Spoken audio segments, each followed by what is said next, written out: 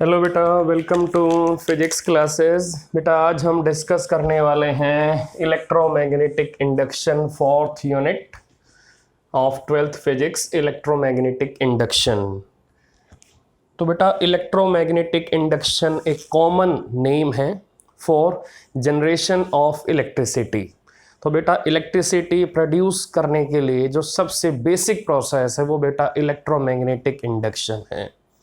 तो बेटा electromagnetic induction एक ऐसा प्रोसेस है जिसके थ्रू आपके एसी जनरेटर बने हुए हैं, डीसी जनरेटर आपके बने हुए हैं, और इसी प्रोसेस के बेस पे डायनामो काम करती है और इसी प्रोसेस के बेस पे ट्रांसफार्मर आपके काम करते हैं। तो बेटा for production of electricity, for transmission of electricity, इन दोनों मेन प्रोसेस के लिए इलेक्ट्रोमैग्नेटिक इंडक्शन आपका बिल्डिंग ब्लॉक है, बेसिक बैकबोन है। तो बेटा electromagnetic induction transmission of electricity के लिए, electromagnetic induction production of electricity के लिए आपका बेसिक एलिमेंट है, बेसिक प्रोसेस है और बिल्कुल बैकबोन एलिमेंट है for generation of electricity and for transmission of electricity. तो सबसे पहले हम इलेक्ट्रोमैग्नेटिक इंडक्शन के बारे में डिस्कस करेंगे कि इलेक्ट्रोमैग्नेटिक इंडक्शन क्या चीज है। इलेक्ट्रो मीन्स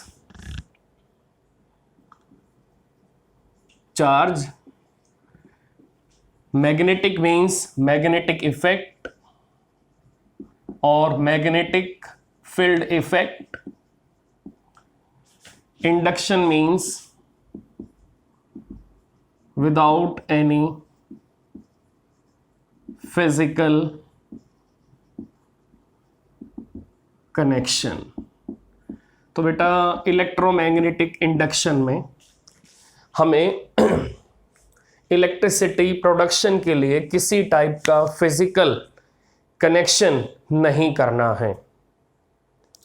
तो अब हमें बिल्कुल माइंड में ये फोकस करना है कि इलेक्ट्रोमैग्नेटिक इंडक्शन में चार्जेस डेवलप होंगे, इंड्यूस्ड चार्जेस बनेंगे। किसकी वजह से बनेंगे? Due to magnetic effect. और ये इंड्यूस्ड चार्जेस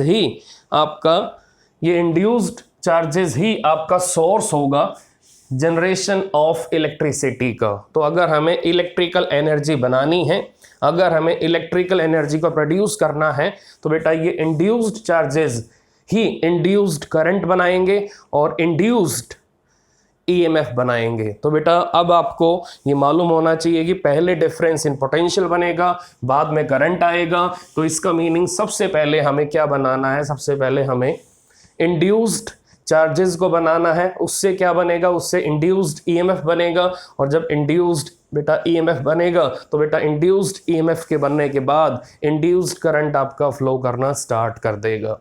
तो बेटा जो इंड्यूस्ड चार्जेस हैं वो किसके बेस पे बनेंगे? वो इंडक्शन के बेस पे बनेंगे। सो charges must be induced through induction by using magnetic effect, by using magnetic effect। तो बेटा electromagnetic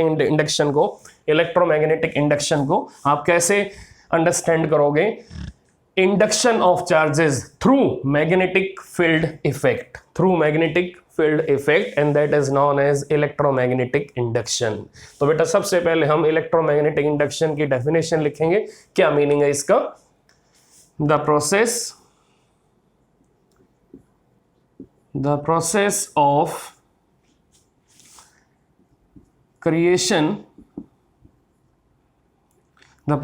of creation of current and EMF, the process of creation of current and EMF in conducting circuit,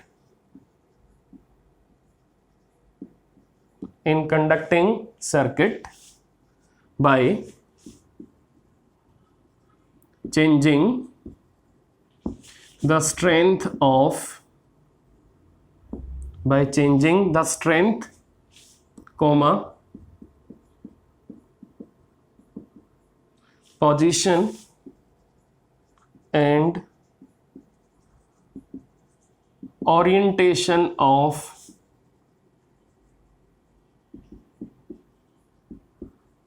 magnetic field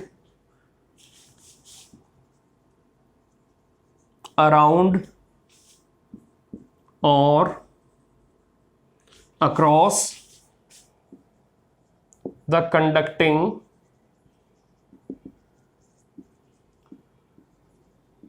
circuit. The process of creation of current and EMF in conducting circuit by changing the strength, position and orientation of magnetic field around or across the conducting circuit or conducting loop is known as electromagnetic induction, is known as electromagnetic induction. तो बेटा ये basic definition आपको मालूम होनी चाहिए electromagnetic induction की। It means हमें किसी भी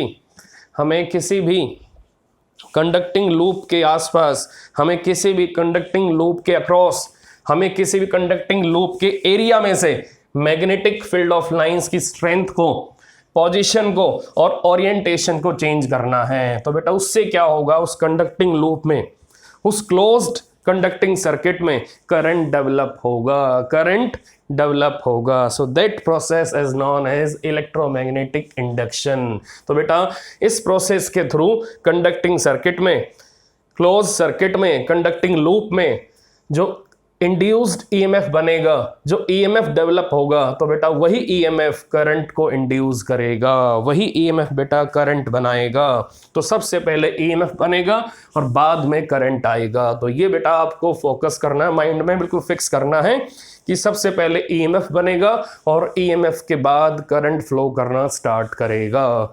तो that is main definition of electromagnetic induction. So this is main definition of electromagnetic induction. तो basically हमें किसी conducting circuit के area में मैग्नेटिक फील्ड ऑफ लाइंस को चेंज करना है। तो बेटा अगर हम मैग्नेटिक फील्ड ऑफ लाइंस को किसी कंडक्टिंग सर्किट से, किसी कंडक्टिंग लूप के एरिया से रिलेट करेंगे, हम अगर मैग्नेटिक फील्ड ऑफ लाइंस को किसी कंडक्टिंग सर्किट या किसी कंडक्टिंग लूप का जो एरिया है उससे रिलेट करेंगे, तो बेटा हमारे माइंड में कॉन्सेप्ट आएगा मैग्नेटिक फ्लक्स। तो जैसे इलेक्ट्रिक फ्लक्स था कि number of electric field of lines passing through particular area is known as electric flux. तो बेटा यहां भी हम मैग्नेटिक फील्ड ऑफ लाइंस को किसी सर्किट के एरिया के साथ रिलेट कर रहे हैं, तो यहां हमें मैग्नेटिक फ्लक्स को पहले डिफाइन करना पड़ेगा। क्योंकि अगर यहां पर मैग्नेटिक फील्ड ऑफ लाइंस की स्ट्रेंथ, पोजीशन और ओरिएंटेशन अगर किसी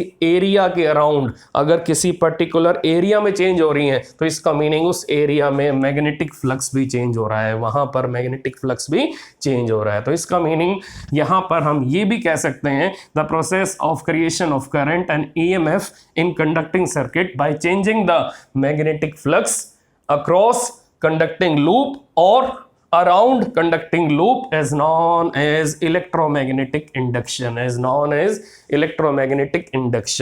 तो बेटा अब इसके बाद हमें ये मालूम होना चाहिए कि इलेक्ट्रोमैग्नेटिक इंडक्शन वाला कॉन्सेप्ट यूज किस में होता है, कहाँ यूज होता है। तो बेटा इलेक्ट्रोमैग्नेटिक इंडक्शन वाला कॉन्सेप्ट कहाँ यूज होता है, तो यूज मैं यहां लिख रहा हूं इसके, डायनामो,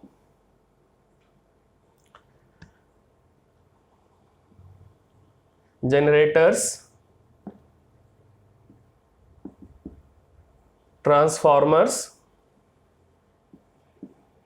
तो बेटा जनरेटर्स में, डायनामोज में और ट्रांसफॉर्मर्स में ये इलेक्ट्रोमैग्नेटिक इंडक्शन कॉन्सेप्ट आपका यूज होता है। तो ये इलेक्ट्रोमैग्नेटिक इंडक्शन कॉन्सेप्ट आपका यूज होता है। तो ये बेटा आपको बेसिक मालूम होना चाहिए कि इलेक्ट्रोमैग्नेटिक इंडक्शन आपका कॉन्सेप्ट यूज कहाँ होता है। तो बेटा अब हम डिस्कस करेंगे magnetic flux. Now let us discuss magnetic flux. तो बेटा मैग्नेटिक फ्लक्स को डिस्कस करने से पहले हमें मैग्नेटिक फ्लक्स का फॉर्मूला भी मालूम होना चाहिए। तो सबसे पहले हम मैग्नेटिक फ्लक्स की डेफिनेशन लिखेंगे और फिर इसका मैथमेटिकल फॉर्मूला भी लिखेंगे। बेटा फाई इसका सिंबल है और मैग्नेटिक फ्लक्स का मीनिंग क्या है? Number of magnetic field lines of force passing through particular area that is held perpendicular to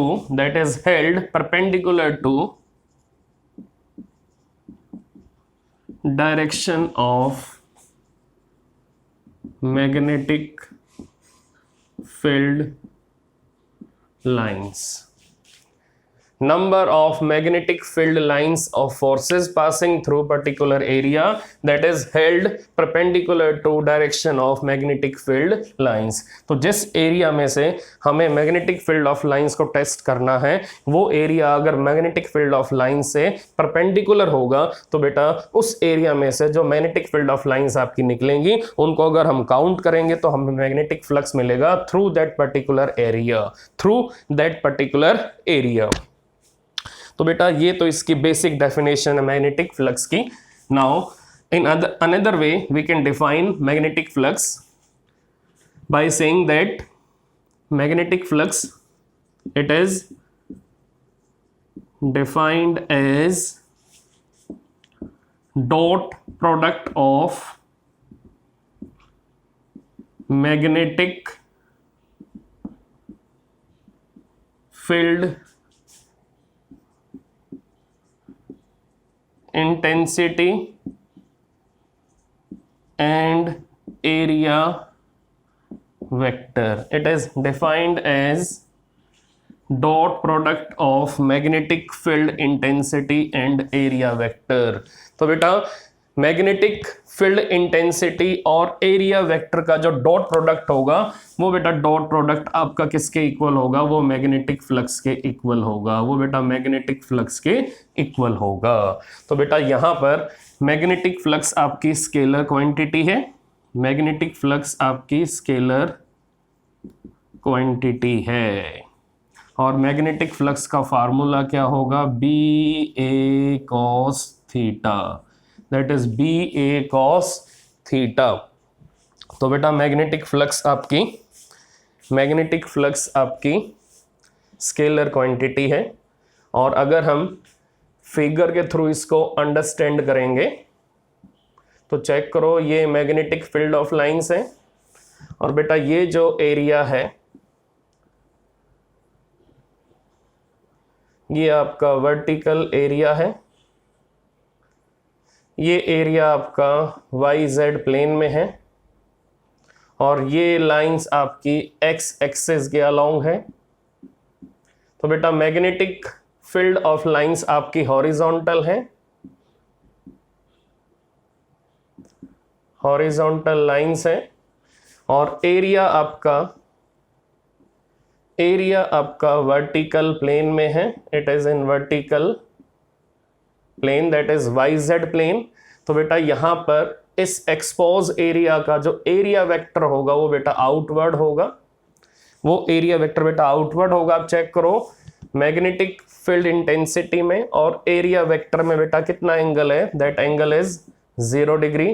तो बेटा फ्लक्स का क्या फॉर्मूला बनेगा? B A cos 0 degree. Now flux equal to B A and it is maximum. तो बेटा अगर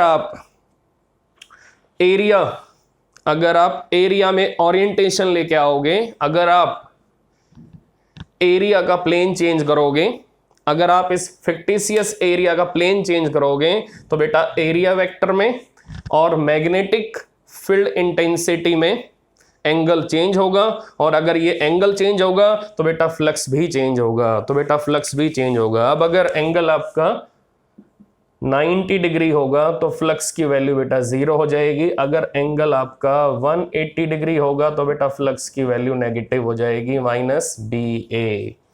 तो बेटा हमें ये देखना है कि जो एरिया वेक्टर है वो मैग्नेटिक फील्ड इंटेंसिटी के साथ कितना एंगल बना रहा है। बेटा उसके एंगल के बेस पर हम डिसाइड करेंगे कि उस पर्टिकुलर एरिया में से हमें कितना मैग्नेटिक फ्लक्स मिलेगा, हमें कितना मैग्नेटिक फ्लक्स मिलेगा। तो बेटा इस टाइप से हम मैग्नेटिक फ्लक्स का आइडिया लेते हैं।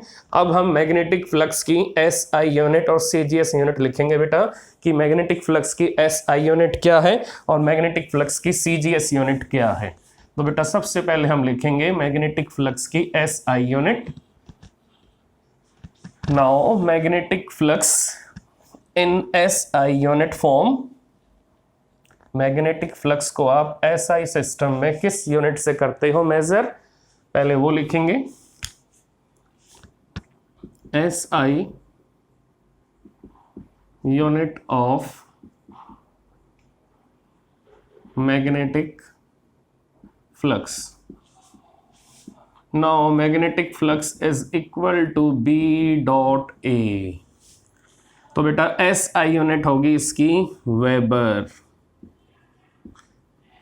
1 weber equal to 1 tesla into 1 metre square.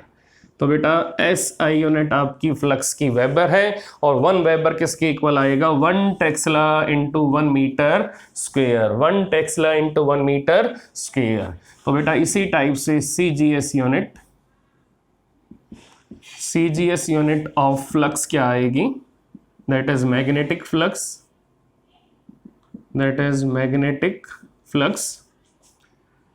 CGS unit में क्या आएगा बेटा, in CGS unit 1 maxwell equal to 1 gauss into 1 centimetre square. Now this is CGS unit of magnetic flux. तो बेटा ये CGS यूनिट है मैग्नेटिक फ्लक्स की, और बेटा ये आपकी वेबर SI यूनिट है मैग्नेटिक फ्लक्स की। Now this is SI unit and now maxwell is CGS unit of magnetic flux. Maxwell is CGS unit of magnetic flux. तो बेटा आपको ये भी ध्यान रखना है कि SI सिस्टम में वेबर आपका वोल्ट इनटू सेकंड के इक्वल भी होता है। तो अगर कई बार क्वेश्चन आ जाए कि prove that weber 1 weber is equal to 1 volt into second, तो ये बेटा आप प्रूव कर सकते हो। प्रूव कैसे करोगे, इसको प्रूव करने के लिए सिंपल आपके पास फ्लक्स का फार्मूला है BA। तो यहां आप चेक करो मैग्नेटिक फील्ड इंटेंसिटी का क्या रिलेशन है बेटा फोर्स के साथ, फोर्स इक्वल टू QVB। तो यहां से B की वैल्यू आप निकाल लो, force upon QV, force upon QV। तो बेटा अगर यहां आएगा force upon QV into area, तो बेटा यहां पर चेक करो आप, यहां पर बेटा आप चेक करो कि यहां पर जो फोर्स है बेटा इसका डायमेंशनल फार्मूला क्या बनेगा, MLT -2। नीचे बेटा चार्ज का डायमेंशनल फार्मूला एम्पियर, बेटा चार्ज का dimensional formula ampere into time. बेटा वेलोसिटी का डायमेंशनल फार्मूला LT-1। बेटा एरिया का डायमेंशनल फार्मूला L²। तो बेटा आप चेक करो कि यहाँ पर फ्लक्स का डायमेंशनल फार्मूला क्या आ रहा है, चेक करो आप। L से L कैंसिल, L से L कैंसिल हो जाएगा, बोलो ऊपर क्या बचेगा, दैट इज ML²।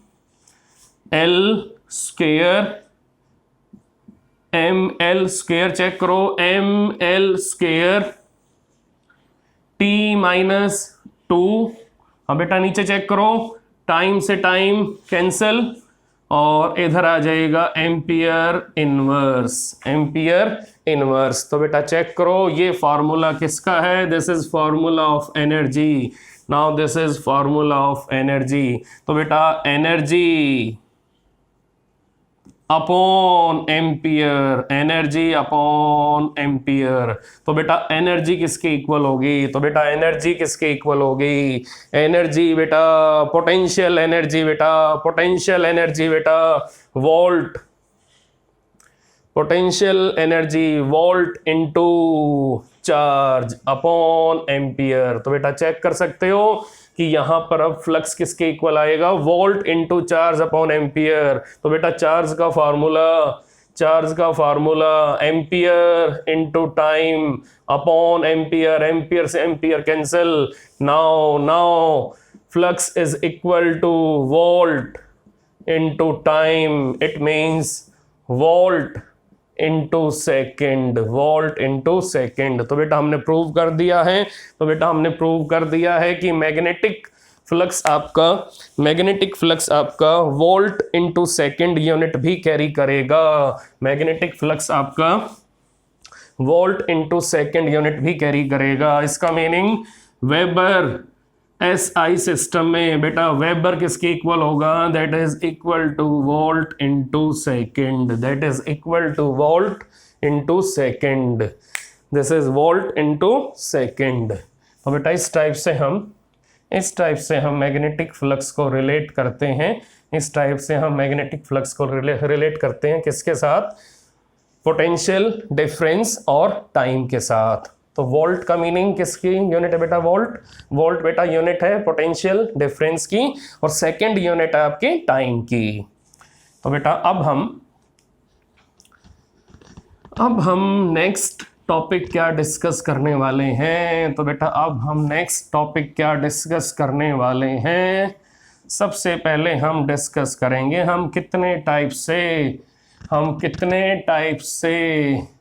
कितने एक्सपेरिमेंटल मेथड से हम ईएमएफ को इंड्यूस कर सकते हैं किसी भी कंडक्टिंग सर्किट में। तो बेटा कितने एक्सपेरिमेंटल मेथड हमारे पास हैं to induce EMF in conducting circuit, to induce current in conducting circuit. तो सबसे पहले हमें उन एक्सपेरिमेंटल मेथड्स को यहाँ डिस्कस करना है, वो मेथड जिनके थ्रू हम कंडक्टिंग सर्किट के अंदर ईएमएफ को प्रोड्यूस करेंगे, ईएमएफ को इंड्यूस करेंगे, करंट को इंड्यूस करेंगे। तो उन मेथड्स को हमें सबसे पहले यहाँ डिस्कस करना है। तो बेटा सबसे फर्स्ट मेथड है first and prime.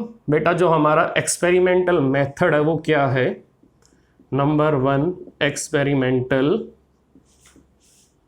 Method of EMI।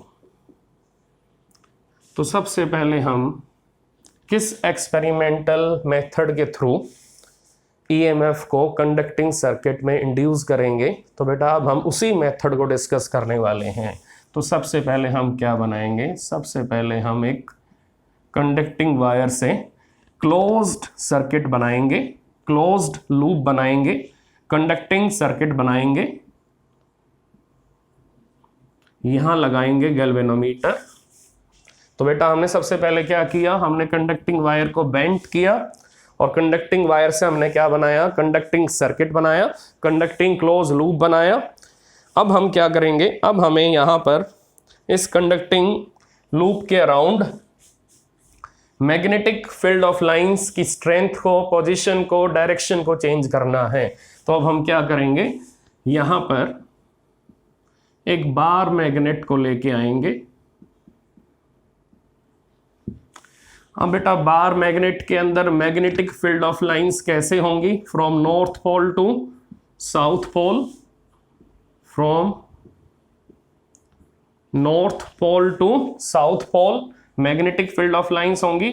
अब अगर मैग्नेट आपका कंडक्टिंग लूप के पास में आएगा, if magnet is coming near to conducting loop, तो अगर बार मैग्नेट आपका मूव करेगा, bar magnet moves toward conducting loop.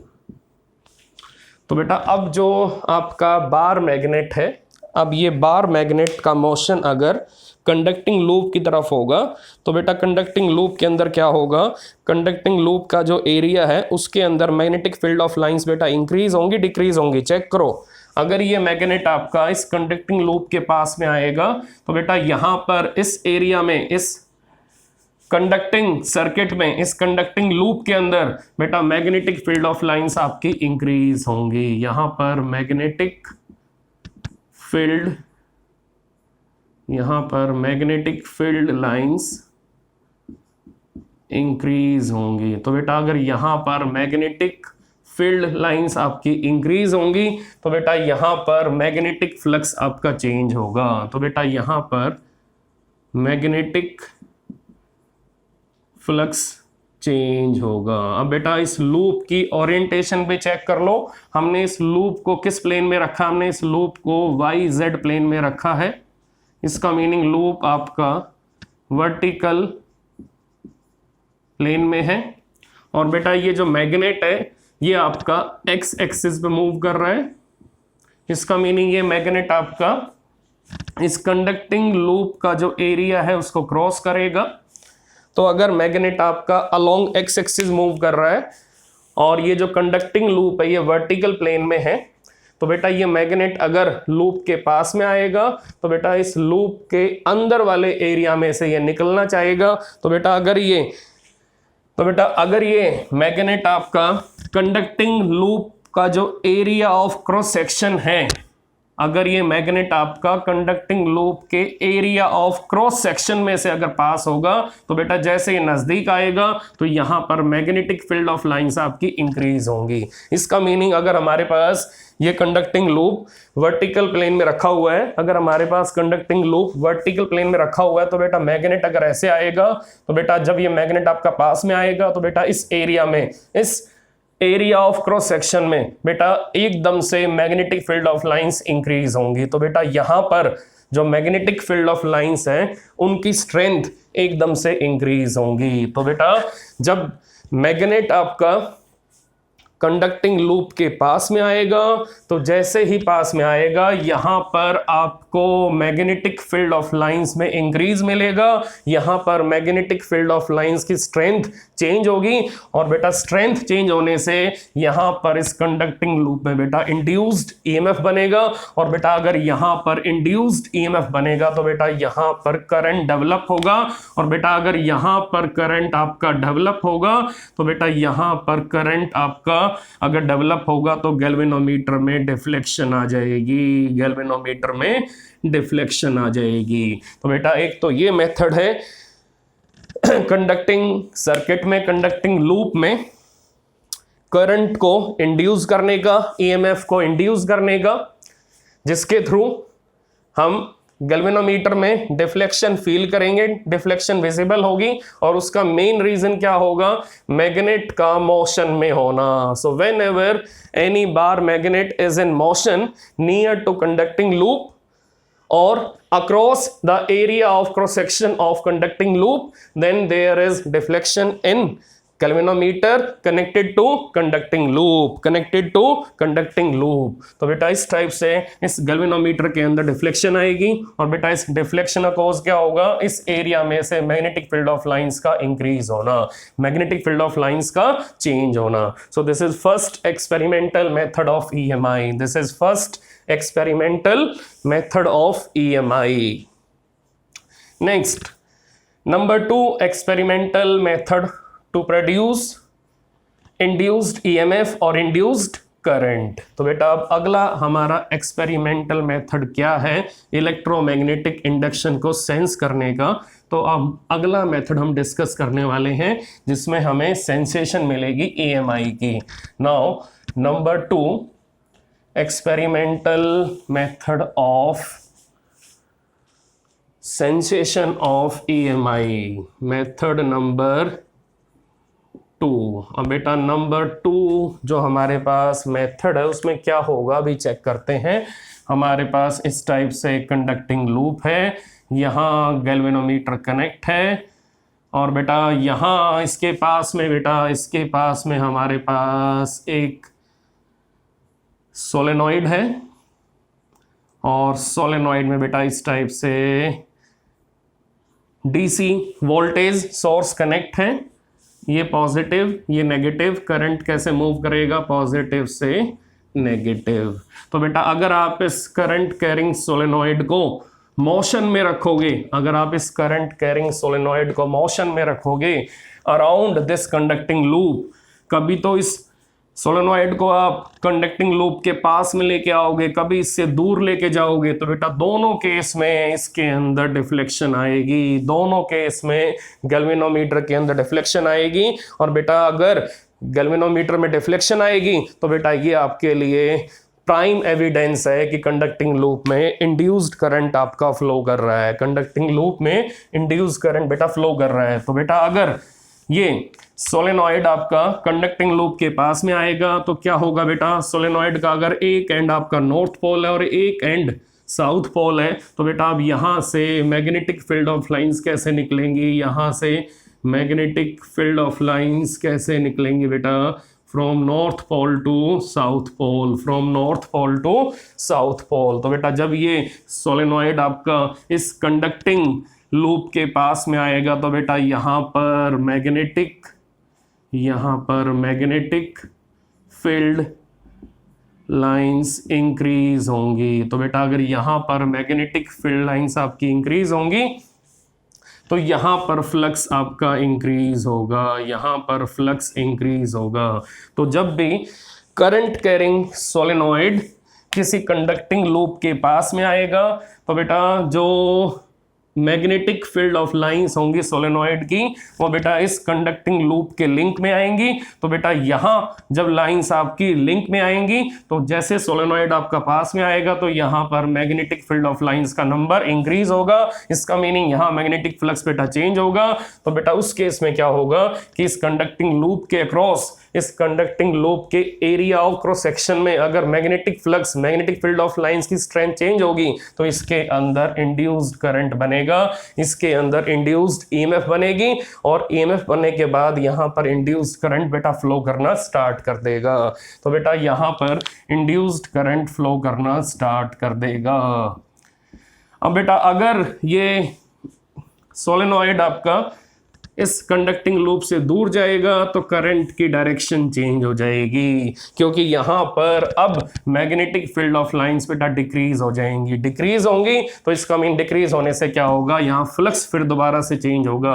अगर फ्लक्स फिर दोबारा से चेंज हो रहा है, फ्लक्स का मीनिंग फ्लक्स आपका यहाँ डिक्रीज कर रहा है, तो बेटा डिक्रीज का मीनिंग क्या है कि मैग्नेटिक फील्ड ऑफ लाइंस आपकी यहां पर डिक्रीज हो रही हैं। तो अगर वो डिक्रीज होंगी तो भी यहां पर मैग्नेटिक फील्ड लाइंस का जो स्ट्रेंथ है वो चेंज होगा। तो बेटा स्ट्रेंथ चेंज होने से यहाँ फिर दोबारा से इंड्यूस करंट बनेगा, बट इंड्यूस करंट की डायरेक्शन अपोजिट होगी पहले से, और यहाँ पर जो इंड्यूस्ड ईएमएफ बनेगा वो भी अपोजिट डायरेक्शन में होगा, वो भी अपोजिट डायरेक्शन में होगा। तो ये बेटा आपको ध्यान रखना है कि किस केस में करंट आपका एंटी क्लॉकवाइज होगा और किस केस में करंट आपका क्लॉकवाइज होगा। आप चेक करो, अब अगर ये पास में आएगा, अगर सोलेनॉइड आपका पास में आएगा तो बेटा यहां करंट बनेगा एंटी क्लॉकवाइज, और अगर ये दूर जाएगा तो बेटा यहां करंट बनेगा क्लॉकवाइज, यहां करंट बनेगा बेटा क्लॉकवाइज। तो मैं इसके बाद एक टॉपिक आएगा लेंजेस लॉ, तो वहां मैं डिस्कस करूंगा कि करंट की डायरेक्शन यहां एंटी क्लॉकवाइज कैसे बनती है और क्लॉकवाइज कैसे बनती है। तो बेटा ये हम डिस्कस करेंगे इससे अगले टॉपिक में। तो अभी सिर्फ आपको ये ध्यान रखना है कि अगर सोलेनॉइड आपका पास में आएगा, दूर जाएगा, तो दोनों केस में यहां पर इंड्यूस्ड करंट की डायरेक्शन अलग अलग होगी, दोनों केस में डिफ्लेक्शन आपकी अलग अलग डायरेक्शन में होगी, दोनों केस में डिफ्लेक्शन आपकी अलग अलग डायरेक्शन में होगी। तो बेटा अब अगला एक्सपेरिमेंटल मेथड, तो बेटा अब नंबर 3 एक्सपेरिमेंटल मेथड हमारे पास क्या है। नंबर 3 एक्सपेरिमेंटल मेथड हमारे पास क्या है। नाउ मेथड नंबर 3, बेटा नंबर 3 मेथड क्या है कि हमारे पास एक कंडक्टिंग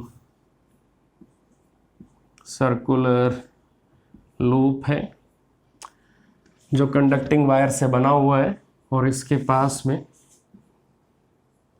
हमने एक सोलेनॉइड को रखा है, सोलेनॉइड के अंदर डीसी सेल है, डीसी बैटरी है और यहाँ पर एक स्विच है।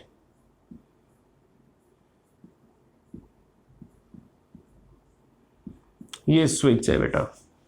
अब अगर मैं इस स्विच को क्लोज करूंगा, अगर मैं इस स्विच को क्लोज करूंगा तो बेटा जैसे स्विच क्लोज होगा करंट आपका निकलेगा पॉजिटिव से नेगेटिव।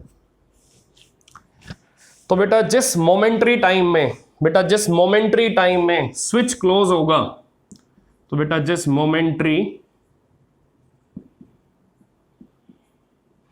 टाइम में स्विच क्लोज होगा, उसी मोमेंटरी टाइम में बेटा यहां पर फ्लक्स आपका 0 से मैक्सिमम होगा। तो बेटा जब करंट आपका फ्लो नहीं कर रहा था तो यहां पर मैग्नेटिक फील्ड ऑफ लाइंस कैसी थी बेटा, मैग्नेटिक फील्ड ऑफ लाइंस कैसी थी, 0 थी। और जैसे करंट आपका फ्लो करेगा उसी टाइम पे यहां पर फाइनल मैग्नेटिक फील्ड इंटेंसिटी क्या हो जाएगी बेटा, मैक्सिमम हो जाएगी। तो हमें अभी सोलेनॉइड को रेस्ट पे रखना है, सिर्फ हमें स्विच को क्लोज करना है। तो बेटा स्विच जब क्लोज होगा तो मोमेंटरी टाइम में, इट मींस 10⁻⁹ सेकेंड्स में ही बेटा एकदम से मैग्नेटिक फील्ड ऑफ लाइंस आपकी यहां से निकलेंगी और वो यहां पर लिंक हो जाएंगी। तो बेटा ये जो कंडक्टिंग लूप है ये आपका मैग्नेटिक फील्ड ऑफ लाइंस के साथ मोमेंटरी टाइम में लिंक में आ जाएगा और लिंक में आने के बाद इसका फ्लक्स पहले 0 था और फिर मैक्सिमम हो जाएगा। तो बेटा मोमेंटरी टाइम में फ्लक्स एकदम से चेंज होगा, तो बेटा मोमेंटरी टाइम में इसमें एकदम से डिफ्लेक्शन आएगी। तो बेटा मोमेंटरी टाइम में इसमें एकदम से डिफ्लेक्शन आएगी। तो जैसे ही स्विच क्लोज होगा वैसे ही यहां पर डिफ्लेक्शन आएगी। तो जिस टाइम पे स्विच क्लोज होगा उसी मोमेंटरी टाइम में यहाँ डिफ्लेक्शन आएगी और उसके बाद जब करंट की वैल्यू यहाँ स्टेबल हो जाएगी, जब करंट यहाँ पर फिक्स वैल्यू कैरी करेगा, तो बेटा फिक्स वैल्यू कैरी करने के बाद यहाँ फ्लक्स चेंज होना बंद हो जाएगा और फिर यहाँ पर इंड्यूस करंट की वैल्यू 0 हो जाएगी। तो जब तक करंट चेंज होगा, जब तक करंट चेंज होगा यहाँ इंड्यूस्ड करंट बना रहेगा, इंड्यूस्ड करंट मेंटेन रहेगा, डिफ्लेक्शन मेंटेन रहेगी। और जब करंट बेटा फिक्स हो जाएगा, जब करंट बेटा कांस्टेंट हो जाएगा किसमें, सोलेनॉइड में, तो उसके बाद इंड्यूस्ड करंट बेटा, उसके बाद इंड्यूस्ड करंट बेटा 0 हो जाएगा, उसके बाद इंड्यूस्ड करंट की वैल्यू 0 हो जाएगी। तो ये आपको ध्यान रखना है, जब तक कंडक्टिंग लूप के अराउंड, कंडक्टिंग लूप के एरिया के अंदर magnetic field of lines change होती रहेंगी तब तक इसके अंदर इंड्यूस करंट मेंटेन रहेगा। अगर वो चेंज होना बंद कर देंगी तो बेटा उसके बाद इसके अंदर इंड्यूस्ड करंट की वैल्यू 0 हो जाएगी। तो बेटा इंड्यूस्ड करंट की वैल्यू 0 हो जाएगी। अब अगर आप स्विच क्लोज करोगे तो यहां मोमेंटरी टाइम में डिफ्लेक्शन आएगी, फिर अगर आप स्विच को ओपन करोगे तो बेटा उसी मोमेंटरी टाइम में फिर दोबारा से यहां डिफ्लेक्शन आएगी, बट दोनों डिफ्लेक्शन की डायरेक्शन अलग अलग होगी। रीजन क्या है बेटा, जब स्विच क्लोज होगा तो magnetic field of lines increase होंगी और जब स्विच आपका ओपन होगा तो मैग्नेटिक फील्ड ऑफ लाइंस बेटा यहां डिक्रीज होंगी। तो दोनों केस में जो फ्लक्स का नेचर है, जो फ्लक्स का चेंज होने का नेचर है बेटा वो अलग अलग है। एक बार तो फ्लक्स में इंक्रीज आएगा और एक बार फ्लक्स में डिक्रीज आएगा। तो ये बेटा आपके 3 एक्सपेरिमेंटल मेथड थे हमारे पास EMI को सेंस करने के, EMI की सेंसेशन फील करने के, कि हमें इन 3 एक्सपेरिमेंटल मेथड के थ्रू इलेक्ट्रोमैग्नेटिक इंडक्शन की सेंसेशन यहाँ मिलेगी। So these are 3 methods through which we are getting sensation of electromagnetic induction. We are getting sensation of electromagnetic induction. तो बेटा इस टाइप से हम इस मेथड को, इन मेथड्स को इलेक्ट्रोमैग्नेटिक इंडक्शन की सेंसेशन में काउंट करते हैं।